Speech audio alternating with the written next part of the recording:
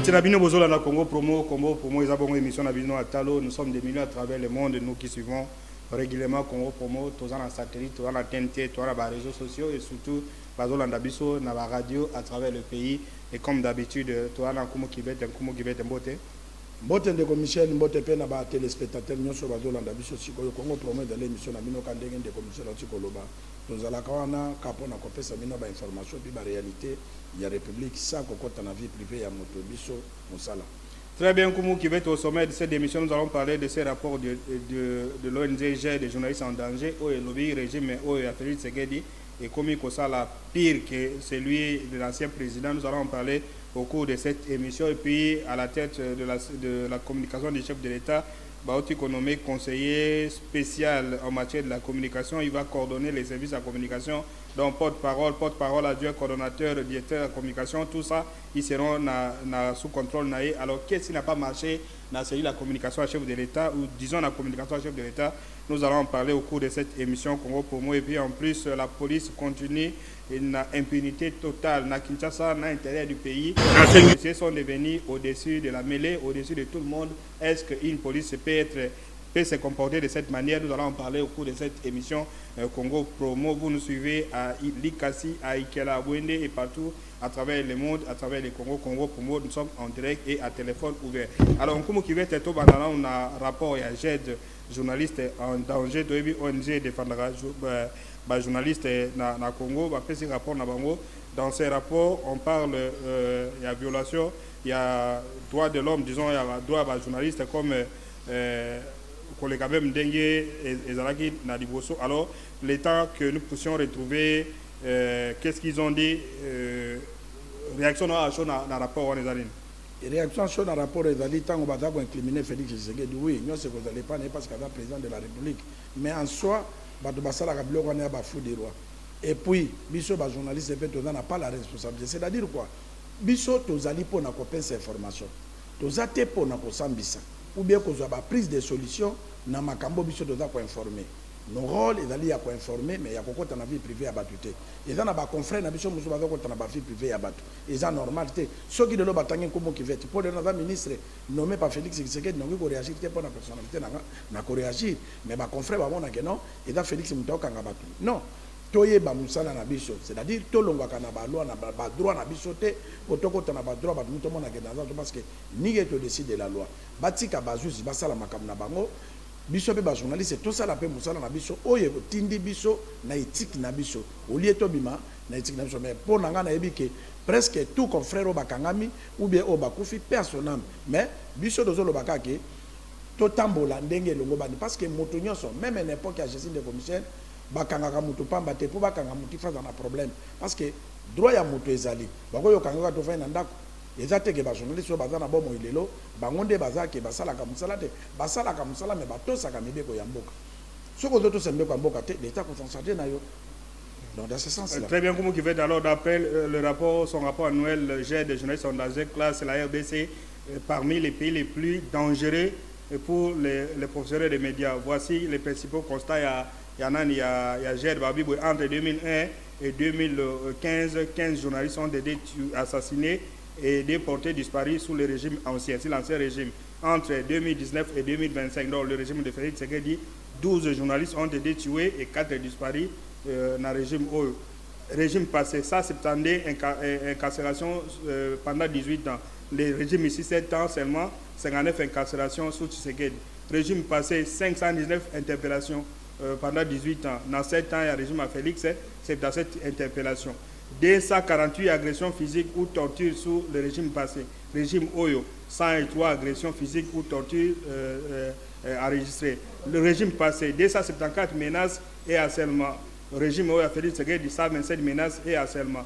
Régime passé, 286 pressions administratives, économiques ou judiciaires sous régime Oyo, plus de 20 interpellations, pressions, etc. Alors, comme on a dit, n'est-ce pas, image en que ça bien été, c'est là, GED, c'est journaliste en danger, ONG à Congo, il y a des journalistes, ce n'est pas une ONG qui vient de l'Europe ou qui est un pays agresseur, ils ont battu Babani. Alors, qu'est-ce que vous pouvez conseiller au pouvoir public pour que nous éviter bien sûr que tout à l'heure, là où nous pouvons confirmer que non, depuis que Félix Tshisekedi est au pouvoir, en tout cas, il n'y a pas un journaliste qui a été arrêté sur ordre à Félix Tshisekedi. Il n'y a pas un journaliste qui a été assailli sur ordre à Félix Tshisekedi. Même ma proche collaborateur m'a aimé. Il y a les gens zélés, net à parquet, la police, etc. Alors, qu'est-ce que nous pouvons faire pour que nous puissions quitter? Comme dit les GED, nous sommes parmi les pays les plus dangereux dans la liberté à presse en Afrique. Oui, bande ko balobi parce que ce qui est dans le bunda ka pona bangote. Bon, intérêt ba journaliste nyonso. Donc ko telemela bangote mais ce qui baza pe na moi ba erreur, biso be doza ba membre pe to ko pesa pe moi likanisi parce que toza ba journaliste. C'est-à-dire quoi? Baye baka ko différencier. Na utai ko loba yango awa. Mais ndeko Michel, ce qui lelo ba journaliste ba komi à danger. Tant que journaliste aza ko dénoncer ba biloko ya boyi. Mboke ko zala na valeur te. Parce que les journalistes sont bateau censés à côté Kamboka. Mais les lots bakomi nakolo babanani bakomi ko ça la chasse à l'homme na bango. Mboke ko se développer te. Ceux qui baza ko nyoko la journaliste injustement, eza mabe. Mais si baza ko ça parce que a expliqué que journaliste oyo alobaka boye, on comprend biso dozo lobaka ka global.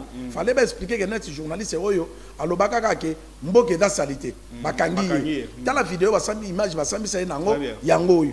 Il fallait ba expliquer. Maintenant on ba lobi en global. Biso to koloba ke Félix Tshisekedi ko kanga mututé. So ki batona bazo kanga mata musuza ba conflit parce que na Congo eza ndenge ni de Michel. So nga na botola yo mwasi, lelo na komi général na lobi Michel a botola nga mwasi pa le kanga na TV. Nga na komi lelo soda na zo bomaye. Ozomon ba kosika ke non, alobaki boya za journaliste. Basali bodo eza na ba compte à rendre oyo bato musuba na mamakam na bango privé. Nga na koyebisa ba confrère na biso ke musana na biso ezali ko dénoncer pour na ekoma epa ya autorité parce que biso to dirija kate biso to pesa ka makanisi na ko condamner soki mabe ezali mais toza teke kokota na ba vie privée ya bato ou beto sambisa ka bato na TV ozomon biso to sali ba biloke ebele na Congo promo awa à l'époque Molendo Sakom nani Arish abotolaki madame Janine Yanga concession na ya mabanga aleka awa deux fois président de la République a instruit ça que bazo c'est la Janine Yanga biloko naye nana aleka Arish na mboko ozomon eza ba retombe ya Congo promo et salama ebele bami to ba Kalungu Congo promo aloba balongola babilo kebele même délocalisation contrat de gouvernement na Mbandaka tolobela yango biso moto kitana Mbandaka toloba to lakisa ke et salama parce que Mbandaka ba votaki Félix Tshisekedi et salama donc pour dire que journaliste a proposé ka biloko oye d'aller avantage pour na mboka na ye mais journaliste a koteka image mboka na ye na ndenge ya mabete tango yo telemo zo finga mokonza mboka mboko yo ezaka ka baluba mboko yo ezaboy ozo étouffer avancement ya mboka na lobango chaque fois de Michel kofinga mokonza mboka ou bien ko détruire le mandat ya chef de l'État ozo détruire le mandat ya ba Congolais pendant 5 ans parce que ceux qui Félix Tshisekedi a réussir pendant 5 ans et ça peut na biso pe to réussir alors biso to ko appuyer ye na makambo oyo ezali ya bien ya koloba pona ekende malamu pona développement ya mboka na biso soki ya mabe to ko ebisa mokonza mboka ke na régime na yo na ndenge ozi pouvoir tala mutu bazo sala malamu te tala koto azo sala malamu te akoko continuer ko zala note soki mokonza mboka akoyoka biso à changer ba collaborateur na be entourage bien pour na honneur ya république tango ba ko changer mutu na oloba nini lokola journaliste na aloba ke ngana ze compété fona bomaye alandi abomiye mais en soi journaliste a servir mboka puis président de la république ayoki conseil ya journaliste asali musala donc eloko oyo tokoloba na mboka na biso ezali ba journaliste baza sécurité toza très négligé même pas ceux qui ba lobaka kota négligé parce que kokoma na côté wana toza très négligé sans sécuriser. C'est ça parce que yo za général mboko ko za la mokote bazami balemi sato amono kangi journaliste injustement ye pas moni il faut tout na mokangi po nani journaliste so lobaki bo pesa na no total eloko kangi lié ceux qui bazo vérifier on moni que ba journaliste belé ba ko faté peut-être les en manque à vérification et tout ça ceux qui ba confrère ba rejeter sort nyo subi sarti so ba qui na pouvoir na poubelle publique que dali Félix Tshisekedi il a kisi po nani parce que yende mokonza mboko yende ba congolais ba votaki balo bateke kuma fingi ke chef za poubelle dans le sens que il a d'âge que mokonza mboka banyo tango basalita mike ezoya net toki Kinshasa mbule beti sarti so babwa kaka na fleuve parce que ba terrasse bazo tonga ba connecter ngo na fleuve ya za fleuve ba conseil na biso nyos makanisi na biso nyos to ko komisa ngo epa na ye po yenda ko trouver solution pour na makambo wana esila c'est ça donc makambo ba lobi wana eza ma BPT soki mokonzi ya mboka biloko wana esalamaki barépare yango mpo esalama te parce que eza honneur mpo na mboka na biso te et puis eza kohonore biso bajournaliste te. Très bien, c'est-à-dire que quand Bazolo Bafolo, c'est-à-dire rapport où ils ont concerné, y compris la partie est, où Félix Tshisekedi pour le moment, azo contrôlé en côté, mais ils sont au Congo. Donc il y a des journalistes qui ont été tués dans l'est, dans un rapport ouana. Bazolo Bakaka RDC. On ne parle pas de l'est, on parle de la RDC. Alors donc, mais nous le disons, en ce qui concerne le Congo Promo, qu'il n'y a pas jusque-là une preuve matérielle qui prouve que Félix Tshisekedi a étouffé la liberté de la presse, a fait arrêter quelqu'un, a fait emprisonner quelqu'un. Mais ce qui preuve de Michel, tous appellent ma consoeur, ma confrère les réseaux sociaux. Mobutu azalaka président de la République na mboko oyo. Na dictature ya Mobutu atoza na Belgique ofingi Mobutu sala 2 mois te. Ba comment on lisute. Mais Félix Tshisekedi azo finga ma partout. Eza na président moko na Congo. Parmi tous les présidents baleka oyo afingami lokola président Félix Tshisekedi. Mais bato na base inquiété. On a pesé preuve kata démocrate. Balinga salani. Très bien. Ado finga mana ndenge ya mabeza na ndenga musala te mais na bi privé na ye. Na première dame ya République. Oyo azo mérité que ba Congolais ba respecter et pas ali première dame ya mboka. Bazo finga ye na moi ba jeune fille moko ya pamba légère. Mais ba boma bango te. Très bien. Ça prouve que Félix Tshisekedi est un dictateur te. Très bien. En matière de liberté de la presse, il y a trois niveaux. Le niveau à l'évolution, il y a intimidation. C'est-à-dire que on t'intimide. Il ne faut pas, quand tu vas citer tel nom, on va te suspendre, on va t'arrêter, tout ça. Na Félix Tshisekedi, en tout cas jusque-là, il n'y en a pas.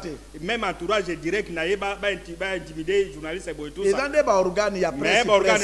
Très bien. C'est ça qui est. C'est ça qui est. Comme il y a un ancien président, on va suspendre la chaîne. Je crois que la fois dernière, vous m'avez dit que non.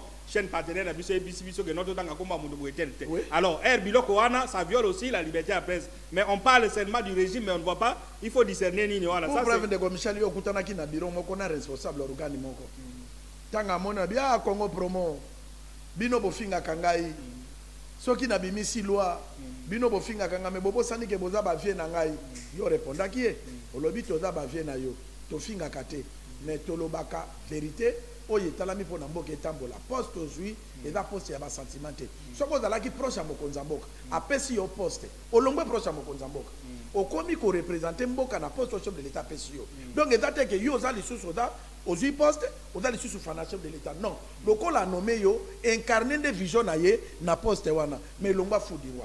J'espère qu'à comprendre.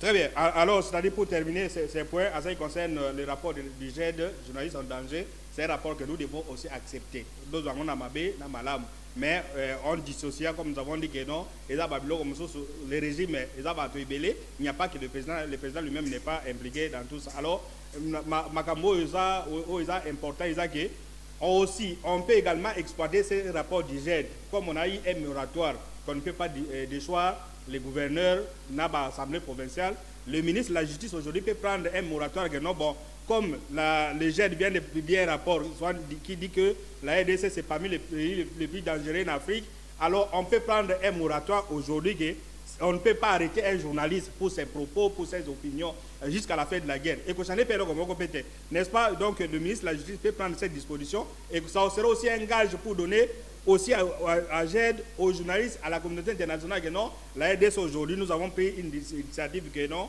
parce que nous devons respecter les droits de l'homme, les droits à la liberté d'expression, la liberté de la presse. Nous prenons un moratoire. Soit disons, il y a un problème, on règle entre le tribunal de paix, on règle entre ces sacs, mais on ne peut pas arrêter un journaliste pendant cette période. Je crois que le ministre de la Justice veut prendre cette décision et puis que ça n'est pas Jambo. Allez-y et puis on termine par là.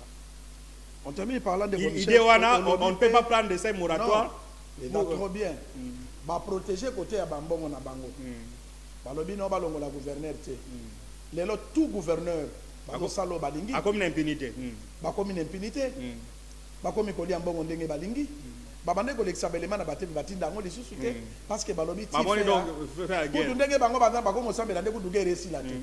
Oui, oui. Mais quand de moi, il y a des personnes qui ont la radio, moi, qui ont non, élection aux antennes, qui fait la guerre. C'est-à-dire la guerre peut aller jusqu'à 2030. Bango va ça bien. Pour na bango. Donc, et comme ici ko guerre ici la tête, ba congolais ba kufa ba gouverner ba travailler. Guerre ici la tête pour une élection ça la maté. Biloko ande ngwana journaliste akoloba. Soka lobi yango boko iko kanga yete. Ata bokangi ye a servir mboka na ye.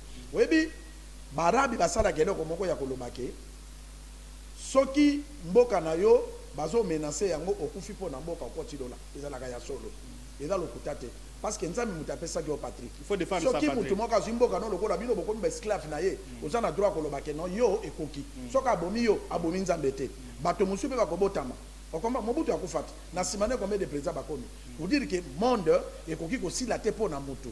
Donc ceux qui le lobo bomi kumu qui fait du bébé journal so bakufa wana lelo biso tozo lobaki. Donc pour dire que sincère ya koboma be ya kokanga mais ba konti ba jouer rôle na bango tout comme biso to jouer rôle na biso. C'est-à-dire ministre intérieur akoko sala eloko wana pona ekende liboso mais eloko ngana koloba oyo kopine ezalini de commissaire o biso to koloba lelo verte na président de la République. C'est-à-dire président de la République tia komi lelo premier mandat na ye deuxième mandat lelo kalaming te de sokota na troisième année chef de l'État aza ko honorer ba journaliste te pe aza ko journaliste na ye on comprend aza ko ba te ke ba journaliste ya Congo ba existaka on comprend c'est-à-dire au retour nanga pona nini de commissaire président de la République a suivi mandat ya liboso esili asengi ba congolais ba relire pona akoma président de la République lisusu et ataki ba place ataki ministre oyo avait le ministre intérieur Jacquemaine Chabani azalaki directeur la campagne aye ko tia lisusu madame Akasia on comprend azalaki na campagne na ye biso na yo tozalaki na papa Bofasa Djema un grand notable un grand politicien mbokoyo personnel Bofasa Djema benga Jacquemaine Chabani alobi nazana ba voyage journaliste parce que cabinet à chef de l'État kotambola na tous les 26 provinces na grand Équateur ba journaliste ba l'équipe na mbalomi balé bazate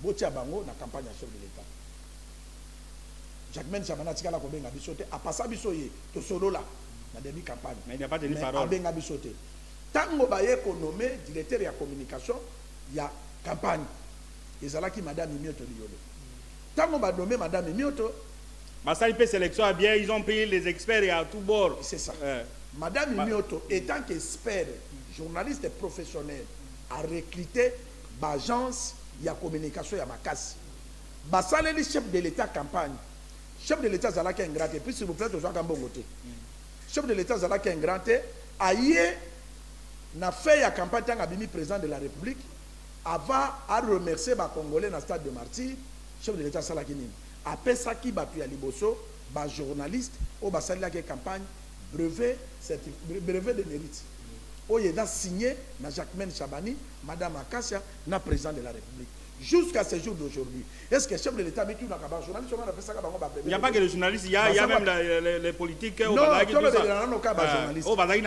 Mais les lots, le chef de l'État, campagne, au Bazalaki n'a connaissance, il y a 6 griefs, il y a président de la 6 actions, il y a président de la République. Est-ce que si le chef de l'État y a un babango? Mais à ça qu'on a un journaliste, au Bazam Batalé, même pas dans la campagne, Bazam même pas dans la connaissance, il y a communication, il y a un beau cannabis, il faut tambola, ndenge bakolombo kabaza ko tambola. Batazo nommé honnête, ndeko nanga confrère ba nommé on a yebi été mais ba nommé na communication. Babi c'est kaza, c'est première dame donc directeur c'est kaza journaliste. Moutauti na Luiso il n'est pas forcément journaliste. On met maïe na océan. On est école nationale d'administration, donc fonctionnaire. Il y a un lobby. Si on n'est pas même na océan, azana maîtrise ya communication avec la Kinshasa te. Mutuna ni ya kobenga. Azate parce qu'il y a bi batu te. Mais il a travaillé chez première dame. Batuna ye o bazala qui n'est pas première dame. Aye na bango wana. Mais est-ce que ba ko ça la visibilité au chef de l'État ko za la convaincre nango? Ou be ba Congolo bazana ba ikela, o bazana ba isiro, o bazana ba mboka songolo, o ba ko landa. Misala ya président de la République parce que cabinet chef de l'État est censé ba Congolais nyo soba dans l'informer na misala mokonza mboka za ko sala. Est-ce que o wana akokoka misala wana? Je ne pense pas. Je ne pense pas qu'akokoka yango. Alors biso to ko senga na président de la République Congo promo. Parce que bato balobaki nanga musokomo mais pour nani chef de l'État nommé par journaliste ya awate oui anoma pour biso na Congo promo oyo tango toke conférence de gouverneur na bandaka to pesaka chaque proposition to lobi non Eric Ngido asali na TV5 ayebi communication à Kinshasa te lokola nani Giscard Kusema azalaki wana pardon de so na bebi sikombo no limbisangai azalaki wana azawana pesa ye branche à gérer ma communication nationale. Pona yenda yebi parce que ça na digital Congo jusqu'à ce jour d'aujourd'hui Giscard Kusema ça de l'autre côté a commandé ceux qui sont les azo que n'embouchement pour la inauguration à l'université il y a quel bosso les azo qui tasikoyo azo sala boy ceux qui veulent que chef de l'État ordonnance Lingebima il y a sali plateau or que musala na musala na yete La population a besoin de biloko, on a des populations qui ont besoin na temps réel. Est-ce que si on a Félix Tshisekedi a voyager, à l'objet bon jusqu'à ce que m'a proposé non, je attends journaliste et chaîne boy. Je journaliste à chaîne boy voyager. Jamais à Kendaka kana bango. Bango de bakendaka. Mais biso to sala musala. To sala de lamboka. Ba chef de l'état nyonso ya monde tango ba voyager même papa tango yao. Dernier na voyage papa personnel tanga yaki. Ayana ba journaliste oyo ba do sala na Vatican te. Papa zo sala yango mais pourquoi pays loko la Congo ba sala yango te. Chef de l'état sala ka ba point de presse di banda abengi ba journaliste di banda. Pourquoi sala kango awa te ata na fleuve Congo te ata ndenga sa yambaki ba joueur abengi ba Congola tout na bango journaliste na journaliste ape sanga banda na ju pouvoir nanga qu'est-ce qui ne va pas dans le domaine de la communication. Donc on peut ça y est. Ozomon ata bengi na ebiso te mais abenga ata ba confrère mususu parce que na mona kati moko muta banque centrale ba yambie na des journalistes azo benga bango ba grand journaliste parce que pour na bango soki mutu aza na chaîne ou bien ça boyende grand journaliste o baza na baza ba journaliste te donc selon eux abenga ata ba grand journaliste wana ayamba bango mais mboka to ko tambola boyete ke ba journaliste mususu basala misala et bono makaka bato ba yebanité siko ascenseur ko yande oyebi pourquoi mundela refesaka pour ça la fonction publique. À ça qui fonction publique, pourquoi? Et puis pourquoi na pouvoir banomaka ba ministre va représenter ma province? C'est parce que net yo za motu ya Kisangani. Ceux qui banomé mon na Kisangani, okozala na même mise ya kokende kotala ye et oko bénéficier na pouvoir ya Félix Tshisekedi. On comprend? Mais tango bato basa représenter te. Boza ko nommer bato o baza na obéissance na bino. Mais bato baza na obéissance mosusu. Boko nommer bango ndenge ni pour bénéficier na mayele na bango. Donc, chef de l'État, ça l'effort, côté où on a à réparer. Très bien, Koumou Kivete, merci pour ces conseils. Alors qu'on a aussi la communication chef de l'État, je crois qu'on vient de nommer un nouveau conseiller spécial en matière de communication. Il doit faire la différence.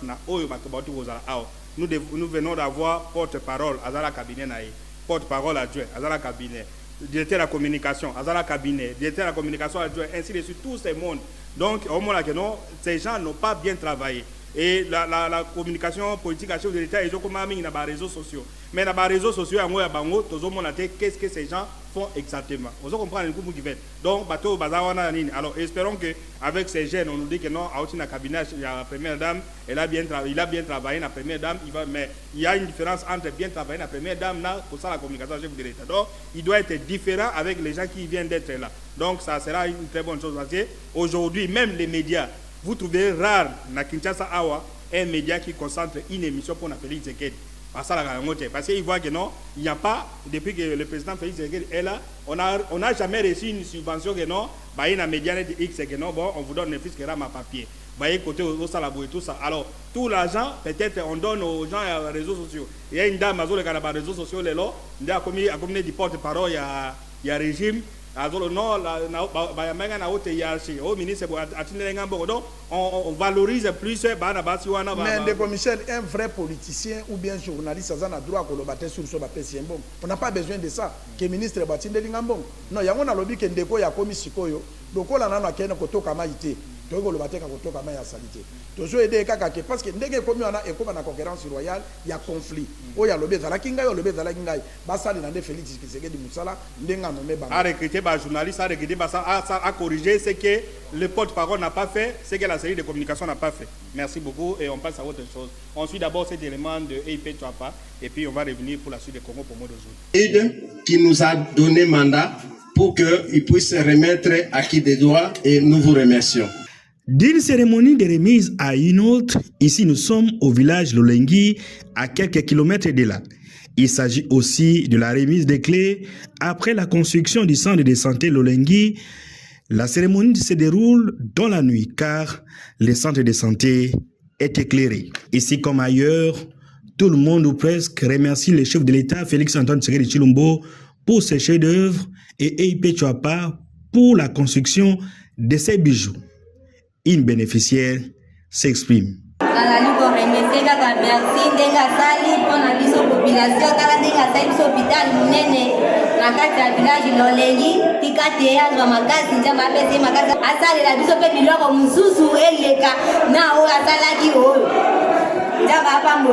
Tard dans la soirée, le directeur général de EIP Chouapa, le docteur Johnny Ikwa, répond aux questions de la presse. Population Babjoui loko ya motuya hôpital ya malamu pour que ezwa en charge ba soin na bango. Eza esengo munene pe matondi mingi na mokonzi ya mboka Faci Beton oyo azwaki likanisi ya projet oyo PDS 45 territoire et puis elongo na ba partenaire na biso PNUD oyo baza représenté awa na cordon LIC oyo aza ko représenter équipe ya PNUD na Twapa. Et totondi botondi bandeko nyonso ya EIP Twapa oyo eza entreprise oyo tongaki elongo na ngai elongo na population nyonso tozali kotondo bango botondi parce que nyonso soki tosali tokomi na niveau parce que tozali bana mboka pe tolingi mboka yango toza kosala bongo pour que population na biso ba bénéficier appui oyo etindami na gouvernement central. Après la remise des ouvrages PDS 45 des territoires de Bwende et Befale par EIP Twapa, le mois de novembre sera la suite et fin pour ceux du territoire de Bokungu. 4 projets sont concernés. EIP Bolondo à Bokungu Centre, EIP Bonga à Bulukutu, EIP Yokamba et le centre de santé Ekombe. Ainsi de suite jusqu'à la fin du projet.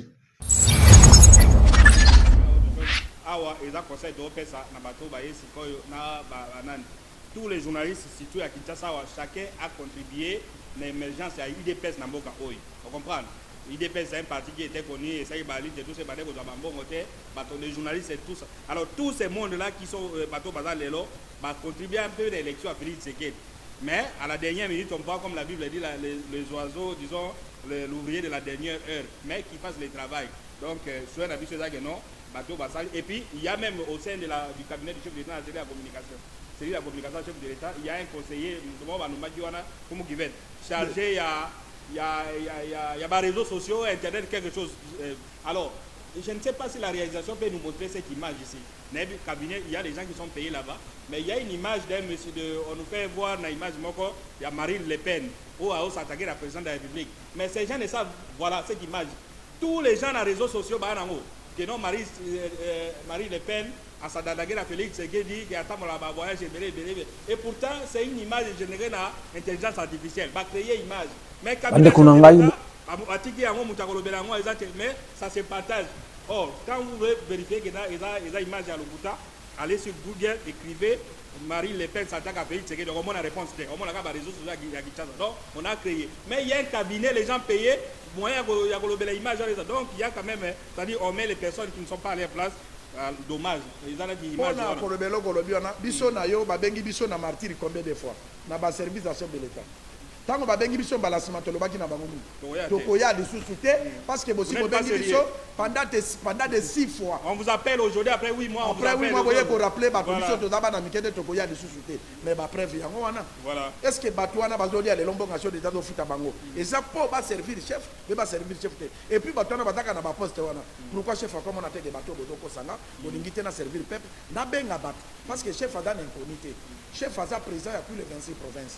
Pourquoi vous avez la représentativité à toutes les provinces? Si vous avez un cabinet sur l'État, vous avez un journaliste à la province. Voilà. Est-ce que vous avez la manière? Ce sont les mêmes, mais les résultats sont médiocres. Alors, nous allons passer cette fois-ci pour la Magamoya Police. Vous avez suivi ce qui s'est passé dans la ville de Kinshasa. Allons de combo, Tobengi, puis combo, contribution. Allô? Allons de Godan direct dans Congo promo.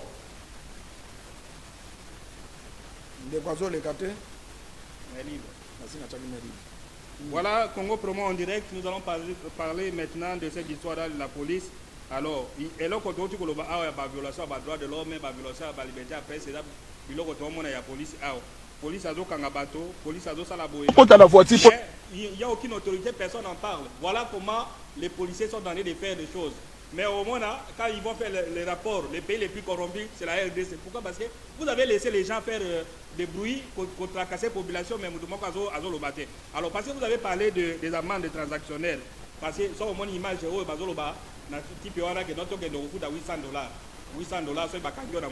alors, la réalisation peut nous afficher $800 pour permis de conduire. Alors, voilà, la réalisation va nous afficher donc la nomenclature, il y a des taxes, ceux qui ont combien. Donc, voilà, l'état que ça arrive, permis de conduire, ce qu'on a permis de conduire. Et défaut des documents de bord. D'abord, faute de permis de conduire, je crois que c'est 30 à 60 dollars.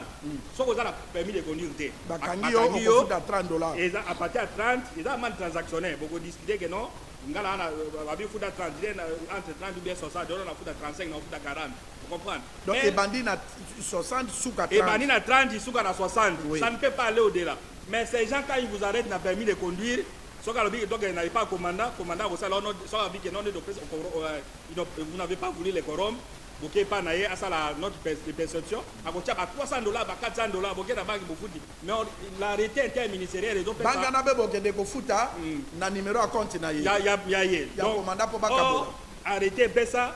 Si vous avez permis de conduire entre 20 à 35 dollars, 30 à 60 dollars. Alors, nous gagnons dans Mikanda.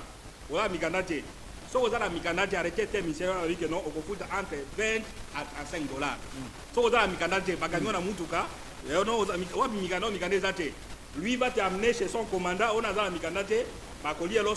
Au corrompre bango, dans les 100 ou 150 dollars. 200 dollars. 200 dollars. Même bon, 20 ou 35 dollars. La demande transactionnaire est chère. Oh, que non, ceux qui ont salé, les gens qui ont attaqué via moto. Les gens qui ont conduite en état d'ivresse. Ceux qui ont accueilli à Zanabola, à Kangié, à entre 50 à 100 dollars. Les gens qui dommages causés par la voie publique. Donc, tout est là qu'on a la balabala. Voire entre 50 à 100 dollars. Les gens qui ont des permis de conduire ainsi de suite. Bon, on a mais quand la police arrête, vous avez la banque ainsi de suite. Commentez ces images et puis on passe à autre chose. De Michel Moussala Congo promotion ça na mboko yo. Na lo bango chaque fois que ata bango ba konzi ba reconnaître te menza mena ba koko ba reconnaître la. Ba ya kiawa individuation bi ba mituka na ye ba ko bi ko kanga biloko ba congolais ka bo etango tolobi. Bango ba yoka kabiso kaka na makambo tolobaka. Mais ba proposition de pesa ka bango ba sali la ate. De commissaire toyebisaka commandant ville à Kinshasa. On commande à OPJ Moko, na commune à Sala, Banda Félix Tshisekedi na premier mandat, deuxième mandat, on a que de Tokomi, 2 ans dans la 3e année. OPJ on a Zala Kaka na commune, on a bien associé à Aïe, Bakignon, ça va dire. Azana Basata 10, na commune. Est-ce que ça là? Policiers qui ont fait des sigas moko 6 mois. Si na impunité wana yango wana. Nalanda ki vidéo mon ministre intérieur, azo yebisa commandant général la ville à Kinshasa, ministre intérieur, azo loba lobby, ministre intérieur, nazo mona yango yo image yango wana, azo accuser la police, accuser la police, à lobby, basala kamade su yabana. Maintenant na permettre bango. Et le ministre intérieur yemoko, na général il y a la police. Yemoko na bango. Parce que mise en place ça la makate, ba policier 6. Basé neti awa na yebisa bango soki ba kesi ko ndeto sala direct awa parce que Congo promo sala direct ba kende na ko ya venir du livre na buleri ba kokuta des policiers mo batelemi na papa moko boyi bazo kanga mituka bato ya kobatana ngana kitina tuni bango bino bozo kanga mituka pona no baza sikoyo wana ndenge to sala émission oyo muta permettre elonge ba taxer kimi na nzela ezate ba bangi bango banani ba memi madesu ya bana eza bango ba dirigeant ya police. Parce que bato batelemi na Carrefour basala non na lobby ba créer musique na bango bato baza ba actionnaire na musique na bango eza ba biso bakolo ba mituka ba rationa ka biso justement outi boyo komi na hote pourquoi le ngaki na bande okoma bien tu faut na tambola okutinga wapi okutinga na bande nanga hote il fallait pas ça d'échange na bande est-ce que et dans le sens et j'ai la bande amende comme qui va amende transactionnelle sur le bande c'est 25 dollars mais bango va coller dans les 300 dollars très bien est-ce que bango 25 euros fini bango on se comprend de Michel tout le sa ministre intérieur na commandant ya la police ya République démocratique du Congo na commandant ya ville à Kinshasa et loko ya liboso pour ba réussir magui oyo ba ça la changement mise en place ba kanisaka pona yango. De l'autre en alternance na mboko. Soto comme 2028 Félix Tshisekedi akita musunga na comme président de la République. Na memi po yanga contribution. Lobby kuma ko kene de commissaire aye. A memi yaye contribution. Mais pourquoi dans la police il va pas réfléchir que il faut pas ça la changement. Est-ce que pour na ko changer la police ko défecter bango yo longwa na demba kene na matete. Le yo longwa na matete kene na bandal. C'est un problème. Ba pensa bango bambo. Et ça, répondez à la question. Impunité de la casserie assez ouverte quand la police tenait l'image du pouvoir en place. Est-ce que le parti par la police, n'est-ce pas, ils ont tapé dans l'histoire que non, le régime a fait, c'est que l'impunité est cassée. Mais, Michel, répondez à ça un peu, on va lire les messages. Il n'y a pas de mauvais trucs. Il n'y a que des mauvais chefs. C'est-à-dire, même les Bakonzo, ils sont dans Makambo, le président de la République. On comprend? Il faut la mise en place. Ceux qui m'ont fait des sika moko un message. Tant que tu vas gouverner, on va vous mettre dans la fonction. Mais ça, on a besoin de ce message. Ba message na pouvoir. Baza na bango na Kinshasa. Ba gouverner ba na ba parapluie na bango. Ba kenda lisu na ba province te. Ezaka rétrocession so ke ye akia zimbo ngazon yo koloba na yo nani. Azaka cadre munene union sacrée. Ce qu'on a sonné la population kuna ba net type moka komeninga na monkoto. Alors, une émission il y a 5 images à Kotinda, procès 45 territoires dans mon coteau, exact. Très bien. Alors, bonjour Koko Promo, puis en danger, les ministres Moko Alingi de détourner programme ya réunion ya ba gouverneur oyo esengeli sala manaba ndunduville bango balingi ba memayango na Kikwit. Oh chef lié eza ne bandu toboyi makambo wana. Donc, conférence des gouverneurs devait se tenir na Bandundu. Siko selon Deko, babi bati yango na Kikwit parce que un ministre veut amener ça na Kikwit. On dit ba ça biloko ezali na bandaka, allez-y pour me révéler ça et ça la mabongo. Deko Michel, il faut que vous s'appelle Deko que conférence des gouverneurs ça la na place ça na ba infrastructure. Même non, c'est là ka Congo. Installation ba nini? Non, toboite. Il y a lobby ba loba. Ba ponaki yango na Bandunduville. Mais Bandunduville yango na ningi na loba. Siko elingi comme na Kikwit. Te, Ndeko za na raison. Bandunduville ndezala na ba courant, eza pe na ba hôtel, eza nini. Et comme ça, la Manabandou, conférence de gouverneur de la Grand Équateur, c'est l'ancien capital de la Grand Équateur, Zampandaka. Alors, ceux qui ont dit que c'est la Mana et Salamawana, bango de babon qui s'affile na bango pour bakoyamba bapaye.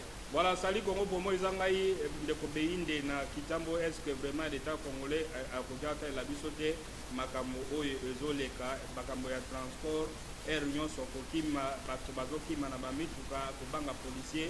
Tozala mboka na biso tozobanga ondire tozobanga ba étranger. Bonjour Congo Promo, félicitations na émission na biso Congo Promo. Toyebisa général ya police ya Kinshasa afungola mato ya ba policier na apparemment bazoyoka yete. Mais c'est ça. Encore benga bango na parade policier. Bazaki le 22 le 23 na butu moko na songa mbalo. Policier pour ba général baganga akaka. Mais ça, population, mais sur le terrain, Makambo y a levé mon anité. Est-ce que un service a suivi? Population souffrir hernios. Ceux qui dans le téléphone, nous verrons pour une connexion dans le monde, nous avons des choses comme maté, nous avons des choses dans ces éléments de Kakomia. Nous avons la discussion, mais ça, c'est de la cour entre les fardes dans la police. Mais si quoi, aucun n'a pas insécurité totale. Oya wana kap na ba vie là mi bato ba tambola makolo parce que mi tu or que na permis de conduire na mboka nini bakanga bato permis de conduire ba cha ka loi aucun de commissaire soko sali accident ba sengi yo permis oza na moto futi amande mais ba kosala teke bakanga banzela ba peksa ba congolais ba kende musala soki ba congolais ba so ba permis parce que permis est trop cher ba congolais pe moyen ya ko vivre na bango ezaté et puis permis ngo ba contrôler so ba moni ba mitu ba moni militaire aza ou policier na vola ba légisier donc ba fona ba bilongi et longo eza na policier eza na droit permis et longo eza na soda na kati eza na droit permis eza pe mutu kazo ke da filmer ya nini blague ya président de la République on l'a permis de conduire. Voilà, bonjour Congo Promo, félicitations à l'émission Nabino et à pédagogie. Je demande au gouvernement de suivre ce qui est vous donné comme recommandation pour l'avancement du pays. Bonjour Congo Promo, Naola Nabino na territoire ya Mweka, c'est M. Jean-Marie, félicitations na Congo Promo. Merci de bona Mweka. Bonjour Congo Promo, Bolimbisa biso na tozo souffrir mingi na territoire ya Makanza. L'État a bossana biso Makanza donc dans l'Équateur. bonjour biso awa na mombele population toza na insécurité makasi mpona policier ya bamombele bazonyokola biso na kokanga makasi kaka pamba boye ata outi mosala bakokanga yo opesi mbongo batiki yo donc apparemment mpili ntango ekomi na bakartier nyonso ndeko moko akomi ya ndeko Michel alobi na mbokoni na nsele kuna nayebi te ndeko alobi gratuité ya maternité ezalaka lisusu te atuni motuna. Oui, bon, atuni motuna, c'est-à-dire que hôpitaux ils ont rompu contre le gouvernement. Le gouvernement a fait un bon côté, donc la plupart des cas, les hôpitaux ils concernés la gratuité à maternité, donc c'est un peu ça. Il faut attendre sur les hôpitaux. Alors, bonjour Congo Pomo, de quoi on a Brazzaville, avec félicitations à l'émission d'Abino, mais problème car il y a ça, voilà. Je crois qu'on peut arranger ça à autre chose. Alors, comme qui va te répondre à Moutou, où ils ont insisté, problème, il y a un civisme, il y a des policiers va commis l'icolo, il y a des civils. Il y a un civisme, il y a des policiers va commis l'icolo, il y a des civils. Or, policiers, nous sommes en train de civil. Le commissaire de Stolo Bédiamo. Ce qui peut toquer, tu aussi toqué deux fois. Tu aussi toqué deux fois et pas à général, commandant Villa Kinshasa. Alors, peut sabiso occasion, il y a occasion, il y a kokutana na yete pour na tozo moins intervenir na ye. Alors to kolobani, o to lobi anese ko ke population ba na sécurité na Villa Kinshasa na ba molili oyo na ndenge bambule bandi. O kolobani insécurité totale. Voilà, on va revenir pour tozo kende pe na babona ne ba siswa no makamba ba permis oyo pour na bato ba préparer ba ma fête soki ba kuluka bara so mbongo pona ndiye wana koma na mbongo beli banana koma na mbongo base la tana ba janvier. Très bien. On va revenir pour la suite de cette émission Congo Promo, artiste et musicien Mabele Elisi Akufaki, Moudinho Saebi.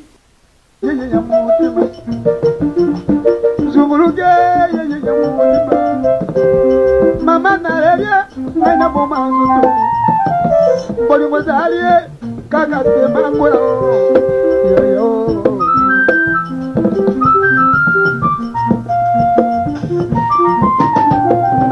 Boluma Namika, Basi mingi na motema. Boluma Namika, Basi mingi na motema. Wale, Ijarikina kitaka na rula yo. Sema kobe, kakutewe, Nakome, Bakomewe, Wale.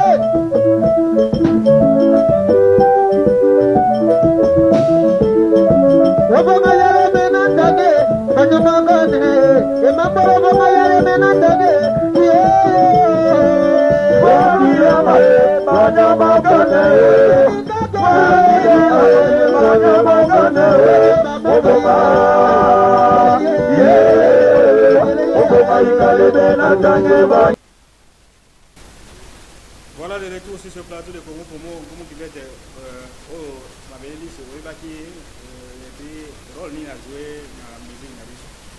Non, pas que je m'en aille pas très bien Mabele Elisi, ça qui me m'a vraiment fait abanda ko ya tina ndako ngate na bando kende pana itanga do fikira na bo marché wana mais personnel bana je maki kapete parce que baba valeur Mabele Elisi na folklore congolais aza le seul yanga aza ko incarner le moni de lo aboti combien de groupes oyo eza ko beta kaka Mabele Elisi yango benge mo ndima Équateur toko komi de lo na bandaka omona kota bandaka na wenza bandaka 3 wana gouverneur Boba Sala mo ndima na ye pour na ko demander que aza n'importe qui te na Congo en général et puis na Grand Équateur en particulier.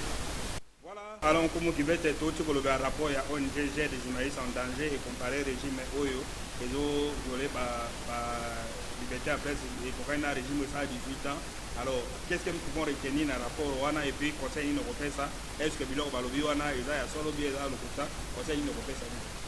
Non, conseil nous refait des amis côté balobi ya l'arrestation. Oui. C'est dans les organes où ils défendent la commission, tout oyo parce que tout journaliste, il faut aller à Kazali membre à Z. Mais ma caméra si côté à Kokanga, ça que non, c'est-à-dire les régimes où ils ont quand les journalistes n'est du régime passé. Oui, parce que les journalistes c'est pas ça la fait par dérapage. Le baki yango ake, biso to la justice. Les gens ont de ça les à orienter. Donc pour Nayo régime Félix c'est comme chef du régime makambo arrestation ba journaliste est lié à impliqué. Non, Aza impliqué, mais Aza impliqué ceux qui va tenir baza ko sala. Mais pour moi je sais que ba journaliste honnête c'est ça qui va suspendre l'émission, baza ko sala boy. Ezali ba dérapage na bango bonko. Parce que jamais ko longwa na musala, ko koma na vie privée ya mutu. Par exemple, ndenge na mona na ba biloko ezo sala na réseaux sociaux. Mutu akoma pesa na mokonza mboka ba kombo. On comprend? Ozo finga père de famille. Ça et l'ongwe na monter image ya Marine Le Pen, Marine Le Pen à lobby. Pays c'est que dans le tourisme et tout ça, il monte ça et puis bah mais ceux qui va servir c'est vérifier bah yebi pe mutu wana. Je crois on peut nous c'est image ya Marine Le Pen. Mutu ndenge wana soki ba bengi. Ba koloba kaza journaliste ba kanga ete. Non, ba koloba na ye. Parce qu'en perpétuel en classe à faire. Il laisse un pays en plein. Tango yo do finga mokonza mboka na télévision. Oto finga ka mokonza. O créer lo connaître oyo. Ça c'est l'intelligence artificielle. Marine Le Pen atikala ko ba makambo ote. Pe mutu ngo baza awo. Otomona. Azana ye awo. Mutu azo finga. Na lobi de commissaire. Mobutu à l'époque. Un refus clair d'assumer ses responsabilités. Ba Congolais bazala na époque Mobutu. Na monde entier. Est-ce que so mona mutu moka banda mutu mo ya finga ka Mobutu? Non. Parce que atiaki sérieux. Bato baza capable de défendre le chef de l'État. Le chef de l'État doit faire ça dans la poste. Vous comprenez? Bato bazo doit pas fonction. Ce sont déjà portrons. Et puis des incompétents, bato baza na capacité. Comment vous continuez à fabriquer image boy, mais vous avez une série de communications. Mais à éviter. Pendant que les Congolais manquent de tout. Mais maïele ya ko exercer en haut, ils athées. Des commissaires, toi na ba preuve, toi na ba membre de notre gouvernement bazali awa. Bazako kozwa ba erreur ya français na bango. Mais tanga lobaka na ndako na bango na ba para.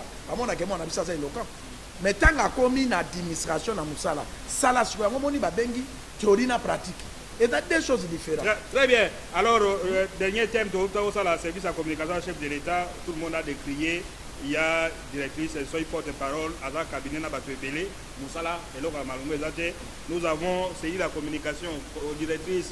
Babaka Outaï Poto, expert en communication, mais avec ça la pire que Moudouazaki Liboso, et finalement on vient de nommer un conseiller spécial en communication. Qu'est-ce que celui-là va faire de mieux? Ok, bateau Bazak, on a plus de 50 personnes qui sont mieux payées, qui ne font rien jusque-là. Chaque nous avons fait ça, jeune Babi, jeune à 36 ans, Azalaki, directeur de la communication à première dame, il a fait des choses là-bas, il n'est pas première dame, il va faire ça sûrement dans le Congo. Mon Konzambo Kamotanome, Antoine Félix Exécutif, Chilombo, Michel Tofotaki. Donc on a nommé ce que mon Konzambo Kamoni la compétence. Donc on qui cogite mon tout à l'heure que les photos comme un truc comme un salité. Mais basé Bélo, on a des la communication porte-parole. Oui. Mais là, qu'est-ce qu'on peut attendre de lui? On a lobby que autour d'un peu naïe. Bah on a déjà et mani que bakende ko toka même bato qui m'a salité. Vous comprenez? Mais on a nommé Sikoyo. Donc on a donc les métaux. Bakende ko toka. Nana tokité. Nous te le bato qui m'a salité. Au conseil nderi pour ne pas tomber dans l'expérience autozana yango. Akolanda kaka bikolo ya ba prédécesseur na yo. Parce que ya ça là. Aouté pas première dame. Donc on l'a nommé Batia Epet Passeur Rouge na dipeka balobi. Asala ki musale pa. Asala ki pas première dame. C'est ka kozwa kaka batuana. Et ils sont où ils travaillent où batuango. On comprend. On met mabango na mboka.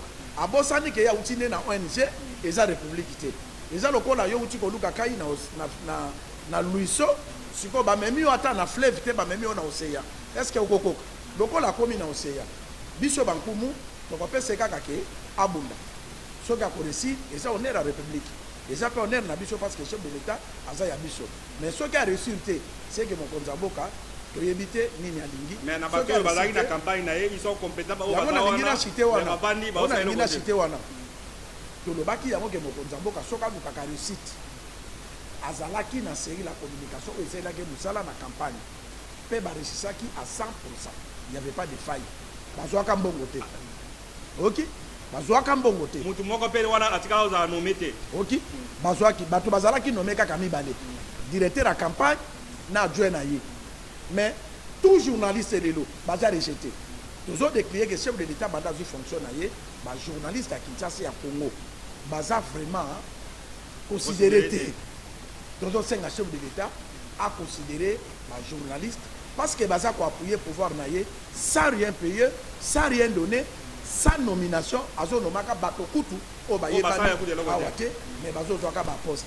Ceux qui appellent si poste na bato oyo ba yebi musala, yebi ke biso na biso to na ba guerre. Parce que tout le monde a quand même un jour bato bagenda ko za ba makaron. Okutana ndeko no lobi ndeko. Nyondo zo solo na ba tipo parce que on a kasaye. On comprend?